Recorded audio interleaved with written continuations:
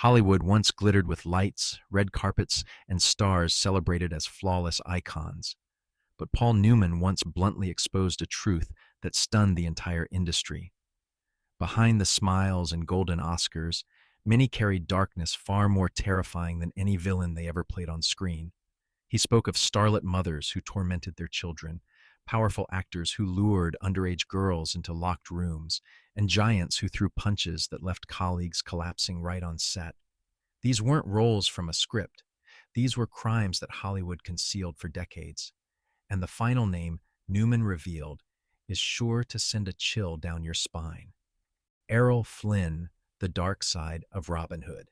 In the late 1930s, millions adored Errol Flynn, the dashing hero of the adventures of Robin Hood.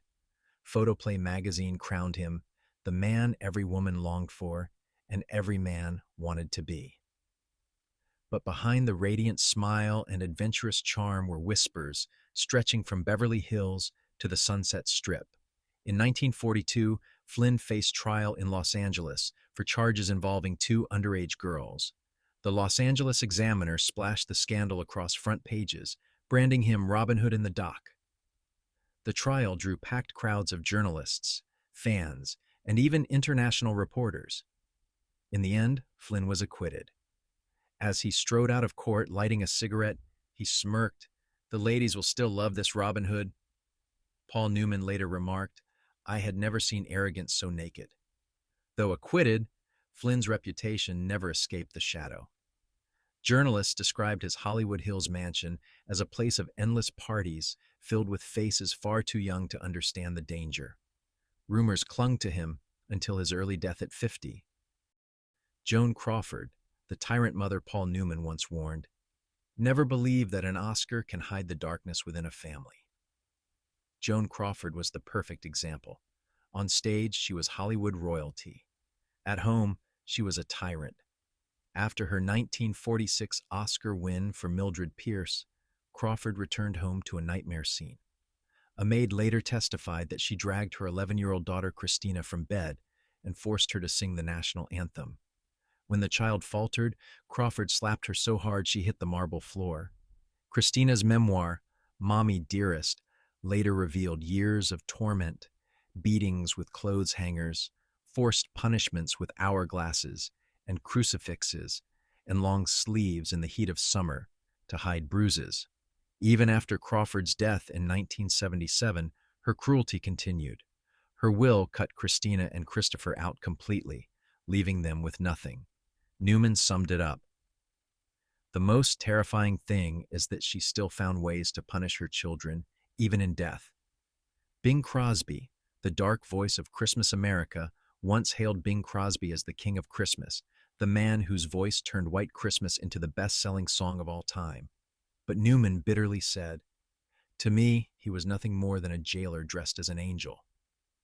Gary Crosby, his eldest son, revealed in his memoir that every night felt like waiting for the sound of the belt. His brothers Dennis and Lindsay couldn't escape the trauma either, both taking their own lives decades later. Friends recalled that Christmas music alone was enough to send them into panic attacks. Hollywood stayed silent. Crosby was too profitable to expose. Newman snapped during one panel. He beat his kids because he enjoyed the power. Marlene Dietrich, the goddess manipulator. Marlene Dietrich walked into Hollywood like a goddess. She was beautiful, magnetic, and dangerous. Her affairs, with both men and women, left a trail of devastation. Jean Gabin, Edith Piaf, Mercedes D'Acosta, Greta Garbo, all left broken after Dietrich moved on. Her own daughter described childhood as a parade of lovers and manipulation. Newman, one of the few who resisted her orbit, summed her up perfectly. Marlene treated human emotion like playing cards, and she played the game better than anyone. But behind her, all you saw were losers. Mickey Rooney, the Golden Boy's shadow. To America, Mickey Rooney was the innocent face of MGM, the symbol of youthful charm. But Newman revealed a much darker side. Elizabeth Taylor, only 14 when Rooney pursued her, admitted years later that he terrified her. Diaries from that period described sleepless nights and the feeling of being trapped in MGM's gilded cage. Friends recalled her wearing thick sweaters in the heat of summer, trying to hide from his stare. Hollywood protected Rooney at all costs. His image was too valuable. Taylor carried the scars for life. Newman later said, "Hollywood has smiles that hide darkness, and sometimes that darkness is more terrifying than villains on screen." Kirk Douglas, the Predator, behind Spartacus. Kirk Douglas was the very symbol of American masculinity. Spartacus, the indomitable warrior. But Newman knew a darker truth. Stories swirled for decades, most buried by studio power. The most haunting involved Natalie Wood. According to her sister Lana's memoir, Natalie returned home from a meeting with Douglas at 15, shaken and disheveled. Her mother told her to stay silent if she wanted to keep working.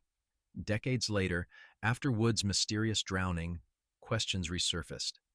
But no answers came. Newman's chilling verdict: Spartacus may have been a hero, but Kirk Douglas was never a hero. Wallace Beery, the brutal giant.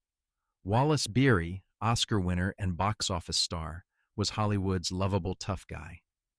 But behind closed doors, he was infamous for bar brawls, child abuse on set, and connections to the mysterious death of Ted Healy, founder of the Three Stooges.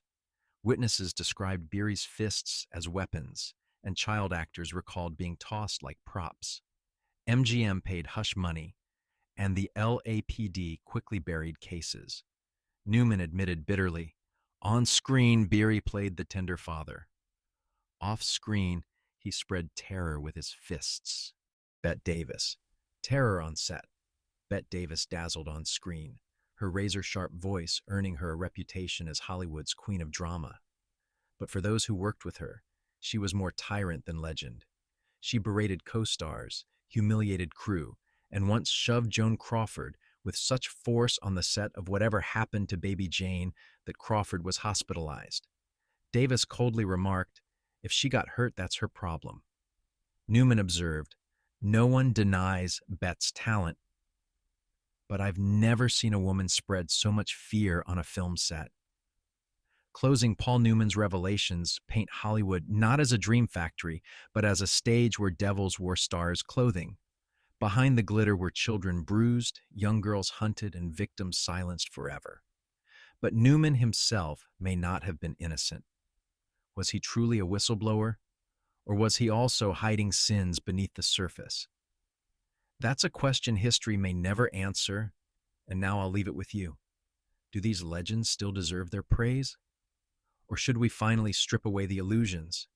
If you want more untold stories from old Hollywood, the scandals, the buried crimes, the truths they never wanted you to hear, make sure you hit that subscribe button and turn on notifications, because the next name exposed might just be the very idol you still admire.